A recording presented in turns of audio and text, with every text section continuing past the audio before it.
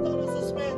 И знаеш ли, след като чух този глас, Духът на Господа слезна върху мен. И когато Духът на Господа слезна върху мен, Сатана просто напусна пределите ми. Да, когато Господ дойде в живота ти, всяка една тъмнина, която е в живота ти, ще избяга, приятелю. Имаше неща, които Бог ми караше да правя и аз казвам: Господи, защо? Защо точно мен? И Той казва: защото избрахте.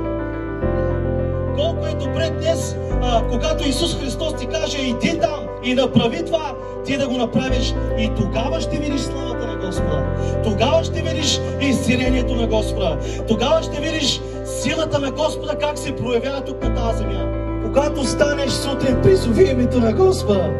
Когато станеш сутрин, призови името на Господа и ще видиш, че славата на Господа ще се прояви в живота ти, и то мощно. Халелуя! Кажи: благодаря ти, Исус Христос, за семейството си, за служението си.